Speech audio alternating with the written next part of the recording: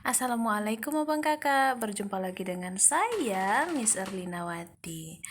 Oke abang kakak, hari ini kita belajar matematika, yaitu tentang diagram gambar atau yang sering disebut dengan piktogram.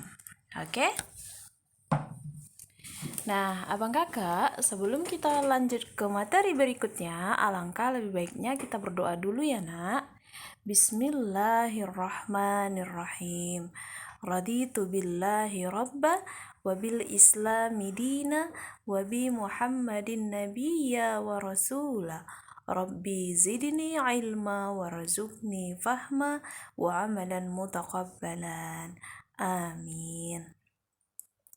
Ya Allah, kami ridho Allah sebagai Tuhanku, Islam sebagai agamaku, dan Nabi Muhammad sebagai Nabi dan Rasulku. Ya Allah, tambahkanlah kepadaku ilmu, dan berikanlah aku pengertian yang baik. Semoga materi yang disampaikan hari ini bisa abang kakak pahami dengan baik ya nak.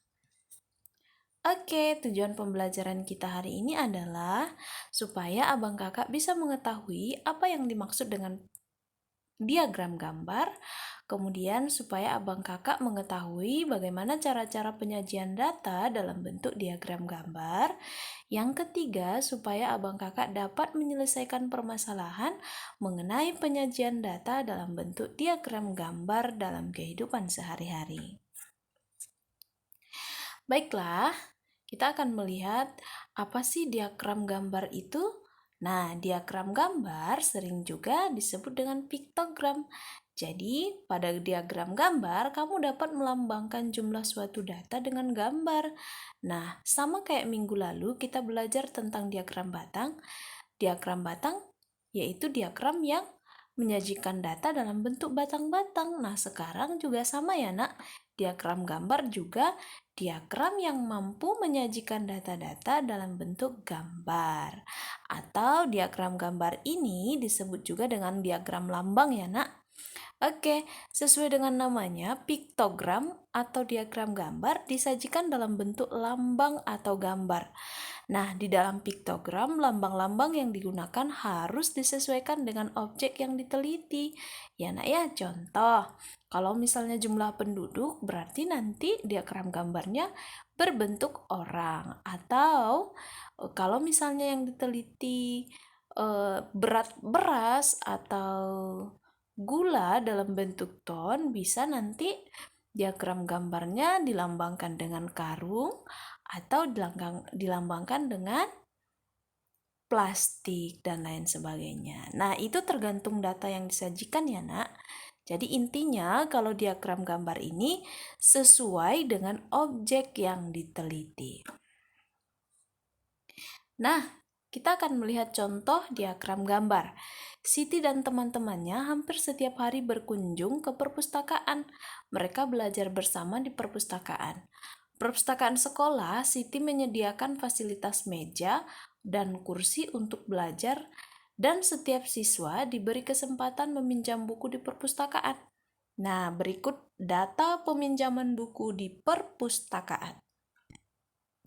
Hari Senin sebanyak 25 siswa, hari Selasa sebanyak 20 siswa, hari Rabu sebanyak 30 siswa, hari Kamis 15 siswa, hari Jumat 10 siswa, dan hari Sabtu sebanyak 45 siswa. Nah, data di atas dapat disajikan dalam bentuk diagram gambar.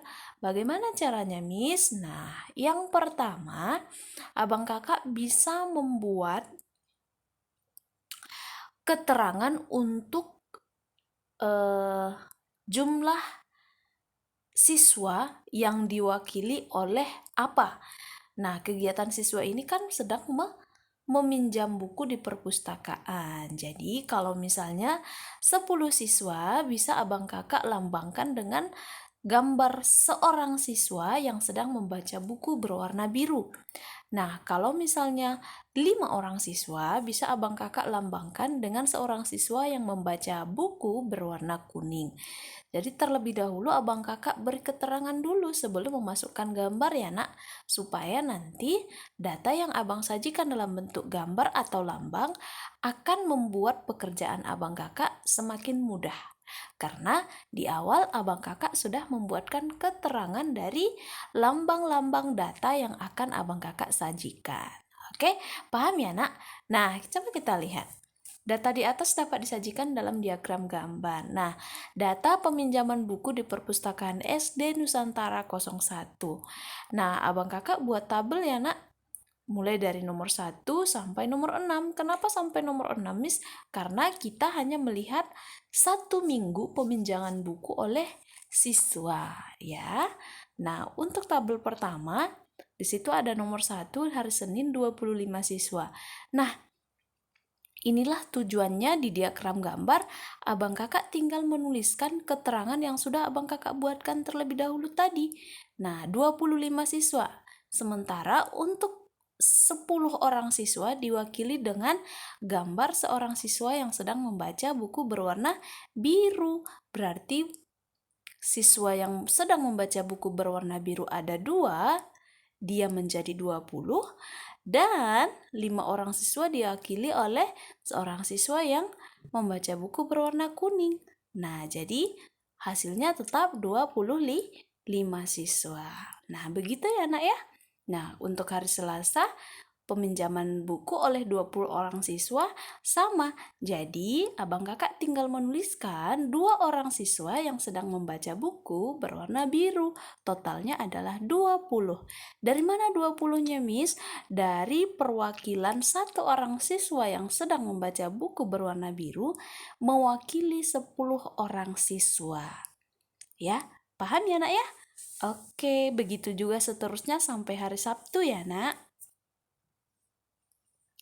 Nah, ternyata di dalam Al-Quran surah At-Taubah ayat 36, Allah juga sudah menjelaskan bahwasanya inna iddatash syuhuri indallahi isna asyara syahran fi kitabillahi yauma khalaqas samawati wal ardi minha arba'atun hurumun dzalikat dinul qayyim fala tazlimu fihinna anfusakum wa qatilul musyrikina kaffah kama yuqatilunakum kaffah wa'lamu annallaha ma'al muttaqin. Artinya, sesungguhnya bilangan bulan pada sisi Allah adalah 12 bulan dalam ketetapan Allah di waktu Dia menciptakan langit dan bumi. Di antaranya 4 bulan haram, itulah ketetapan agama yang lurus, maka janganlah kamu menganiaya diri kamu dalam bulan yang 6 itu, dan perangilah kaum musyrikin itu semuanya, sebagaimana mereka pun memerangi kamu semuanya. Dan ketahuilah bahwasanya Allah beserta orang-orang yang bertakwa. Nah, jadi abang kakak maksudnya adalah data-data atau bulan-bulan yang diciptakan Allah itu sesuai dengan ketentuan yang berlaku, sama dengan data yang kita sajikan ya nak, sesuai dengan ketentuan yang berlaku. Jadi lambang yang kita buat itu harus sesuai dengan data yang kita teliti atau data yang disajikan. Nah, di dalam Al-Quran At-Taubah pun Allah menjelaskan bahwasanya kamu jangan masuk ke 6 bulan yang diharamkan, 4 bulan yang diharamkan itu. Nah, begitu ya nak ya. Jadi data-datanya itu harus disesuaikan dengan lambang-lambang atau gambar-gambar yang akan kita buat harus disesuaikan dengan data-data yang sudah disajikan. Paham ya nak? Oke. Oke, terima kasih untuk anak-anak Miss yang sudah menonton video pembelajaran kita hari ini. Semoga apa yang Miss jelaskan di video ini bisa abang kakak pahami dengan baik ya nak ya. Nah, pesan Miss untuk abang kakak, tetap jaga kesehatan, pakailah masker ketika keluar rumah, kemudian konsumsi buah-buahan yang kaya akan serat untuk menambah stamina tubuh kita, kemudian perbanyak minum air putih, dan jangan lupa untuk anak-anak Miss yang perempuan tetap memakai jilbab ya nak ya. Kemudian untuk anak-anak Miss yang laki-laki juga demikian, tetap dirikan sholat 5 waktunya, jangan tinggal ya nak ya. Oke, terima kasih, kita bertemu di minggu berikutnya. Miss tutup, assalamualaikum warahmatullahi wabarakatuh.